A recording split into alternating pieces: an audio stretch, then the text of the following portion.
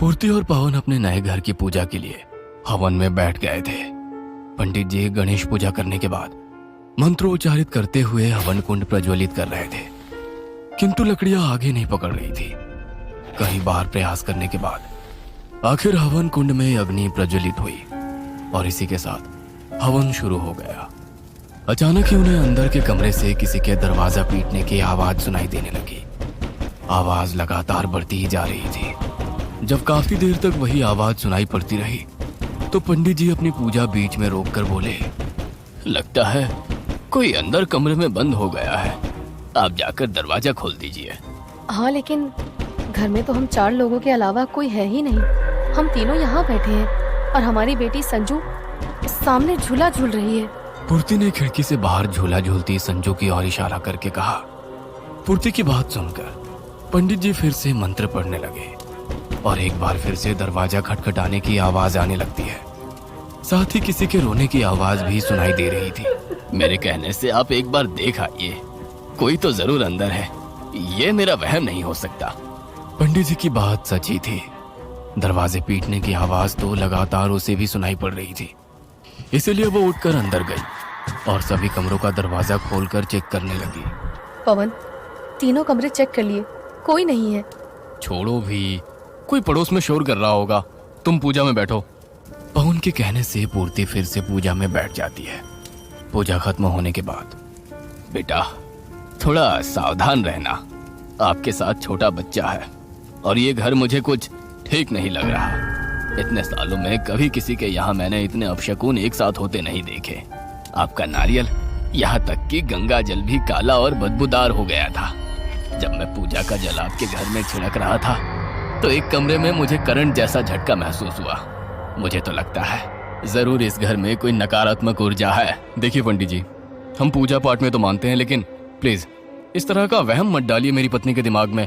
नारियल खराब होना कौन सी बड़ी बात है। पवन की बात सुनकर पंडित जी बिना कुछ कहे वहां से चले जाते हैं। पूर्ति और पवन की शादी को 8 साल हो गए थे, लेकिन उनकी गोद अभी तक सूनी ही थी।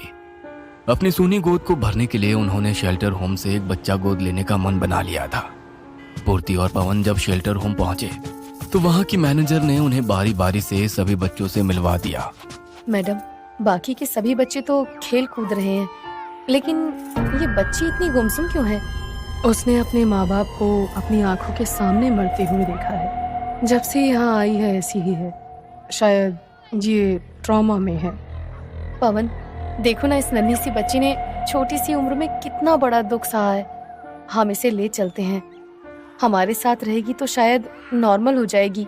पूर्ति और पवन उस छोटी बच्ची संजू को अडॉप्ट कर लेते हैं। संजू को घर आए अभी 2 दिन ही हुए थे कि पवन का ट्रांसफर एक नए शहर में हो गया।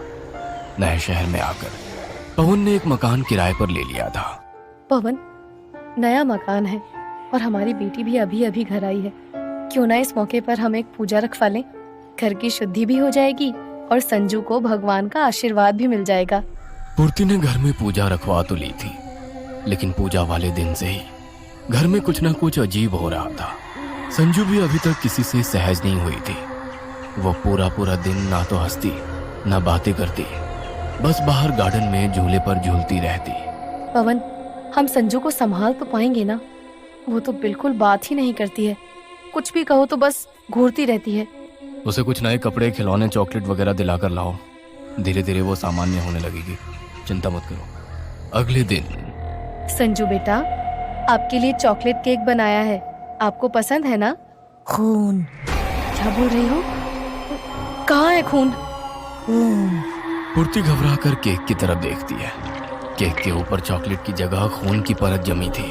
केक पर बहते खून को देखकर पूर्ति वो केक उठाकर दूर फेंक देती है। संजू केक को देखकर धीमे धीमे मुस्कुरा रही थी। वह धीमे कदमों से केक के पास गई और अपने हाथों से चाट चाट कर केक को खाने लगी। संजू बेटा, गंदा है वो, छोड़ दो उसे, मैं दूसरा बना दूंगी।